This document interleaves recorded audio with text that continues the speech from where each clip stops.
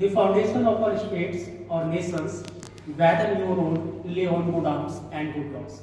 In the same word, we can say that the foundation of our states or nations, whether new road lay on good arms, good education, good civilization, good custom, good tradition.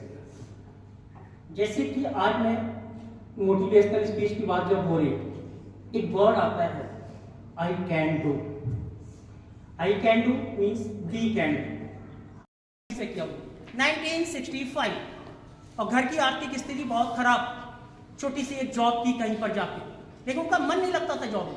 उनको कुछ बड़ा था कि मैं कुछ बड़ा करूंगा. और करसन भाई पटेल ने क्या किया, ऑफिस से आए घर पे और घर पे आके अपना क्या करते थे, कोई ना कोई प्रैक्टिकल शुरू कर देते थे और येलो कलर का एक पाउडर बना. और उनकी एक ही लड़की थी, उसका नाम था निरुपमा. क्या नाम था? निरुपमा. लेकिन प्यार से उसको वो निर्मा बुलाते थे. क्या बुलाते थे? निर्मा. बहुत एक रोड एक्सीडेंट में मारी गई वो. अब क्या हुआ, उन्होंने जो पाउडर बनाया, हम बात करते हैं 10th class failure student. 10th class failure और डेट थी हमारी 15 नवंबर 1989. आज से 34 इयर्स पिछले इतिहास की हम बात करते हैं. एक ऐसा लड़का जो 10th में 2 बार फेल होता है. कितनी बार फेल हुआ? 2 बार. अभी मैं नाम लूंगा, आप सब लोग उसको जानेंगे भी. और लेकिन उसको ये लगा कि भाई मैं पढ़ाई में तो सही नहीं हूं. जैसे कहते हैं there are so many individual difference in the world. World में इंडिविजुअल डिफरेंस है. हर बच्चा पढ़ने में नहीं हो सकता. हर बच्चा जो तू किंग अपने आप को कहता है फॉरेस्ट का. तो जानते हो किंग क्या बोलता है? जो लायन होता है, जो जंगल का किंग होता है, वो क्या कहता है, भाई मुझको लगता है कि I am the king of forest. मैं जंगल का राजा हूं.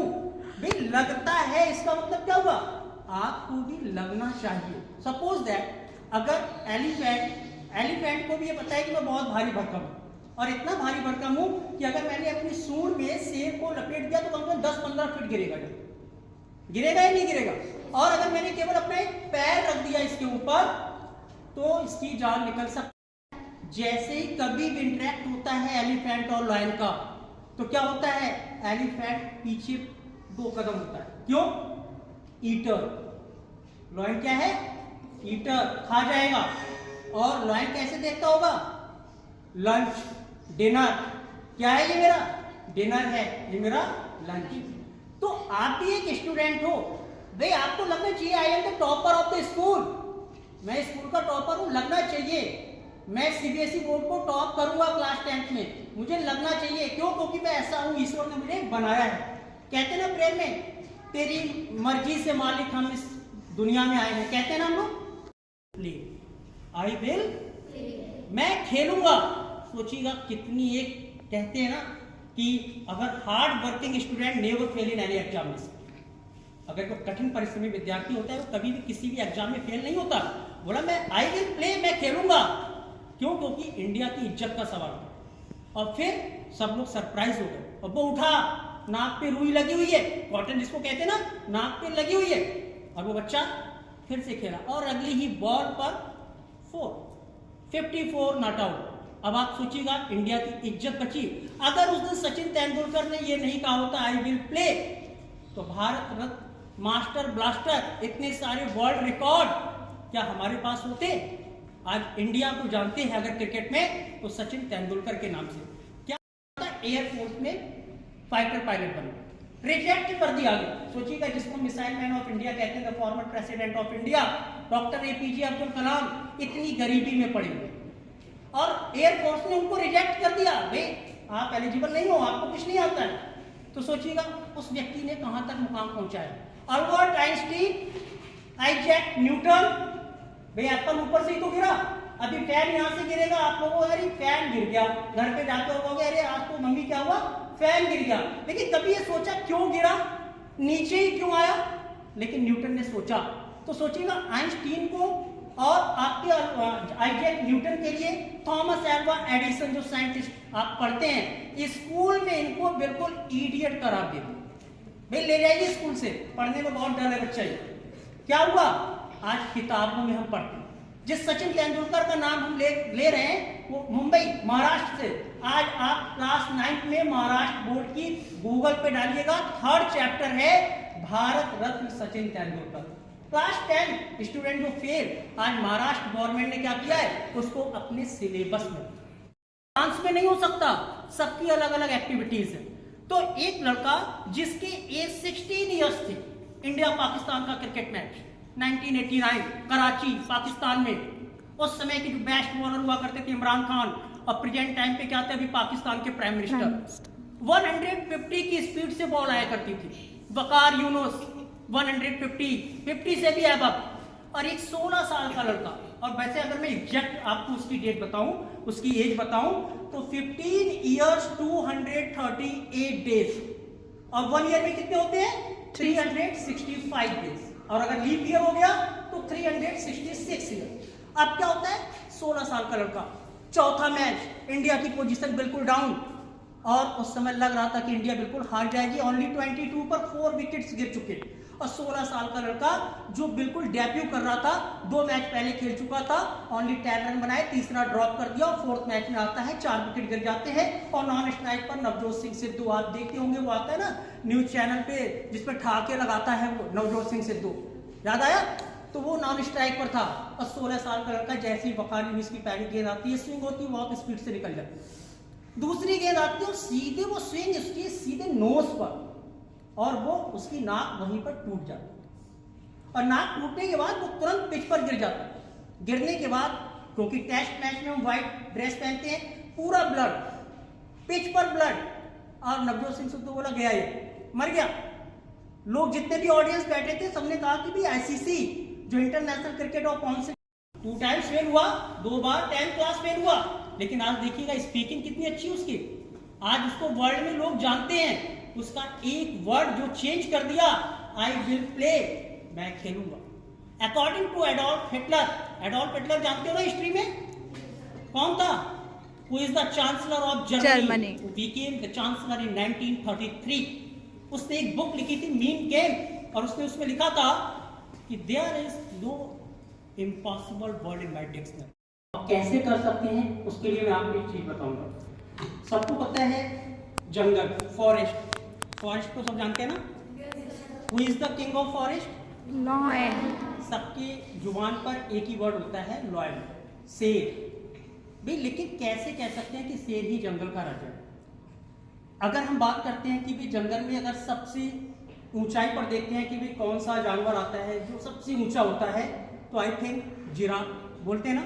अगर कहें कि भी सबसे बड़ा जो फैट मोटे में कौन होता है, तो एलिफेंट। सबसे अगर क्लेवर की बात करते हैं तो कौन होता है, फॉक्स। सबसे अगर फुर्तीले की बात करते हैं तो कौन होता है, भाई ये सब कोई भी क्वालिटी लॉयन के अंदर तो नहीं है, लेकिन फिर भी लॉयन किंग है। मैंने पूछा भी लॉयन से के लिए, तो क्या हुआ, एक छोटी सी फैमिली सोचिए कहाँ एक मल्टीनेशनल कंपनी का ब्रांड बनेगा।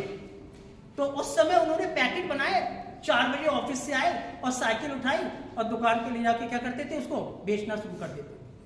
आज सोचिएगा धीरे धीरे जब वो बिकना शुरू हुआ तो भी उनके सामान को कोई शॉपकीपर ऐसे जल्दी नहीं खरीदता था, क्योंकि उस समय सर्फ एक्सल, जो आज सर्फ एक्सल आता है ना 130 रुपीज केजी, जो एक माना हुआ ब्रांड है, और उस समय 13 रुपए किलो का मिलता था सर्फ एक्सल 1969 में।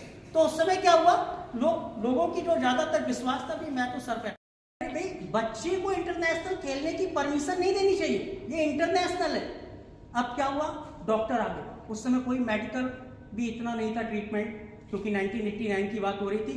क्या कर दिया, एक सैराडॉन की मुंह में गोली डाल दी और एक स्प्रे लगा दिया, उस बच्चे की नाक पर रुई लगा दी और खून बह रहा है। स्ट्रेचर आ गया, स्ट्रेचर जानते हो हॉस्पिटल में जानते सीधे मरीज को स्ट्रेचर पे डाल के लेके चले जाते। स्ट्रेचर आया, नवजोत सिंह सिद्धू बोले ठीक है इसको ले जाओ, लेकिन जानते हो उस लड़के ने क्या कहा, मेरी डिक्शनरी में इसको हटा दिया जाए। और ये जो कहानी हमने आपको बताई सचिन तेंदुलकर की, पढ़ने में नहीं हुआ तो क्या हुआ, लेकिन उसने एक मुकाम बना।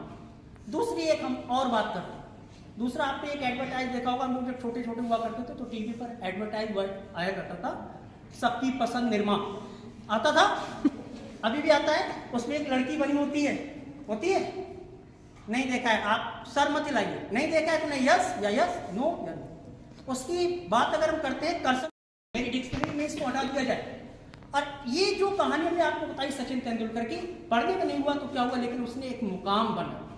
दूसरी एक हम और बात करते हैं, दूसरा, आपने एक एडवर्टाइज देखा होगा, हम लोग जब छोटे छोटे हुआ करते थे तो टीवी पर एडवर्टाइज आया करता था, सबकी पसंद निरमा आता था, अभी भी आता है। उसमें एक लड़की बनी होती है नहीं देखा है आप, सर मत हिलाइए, नहीं देखा है तो नहीं, यस या यस, नो या नो। उसकी बात अगर हम करते हैं कर्सर नहीं पूछता।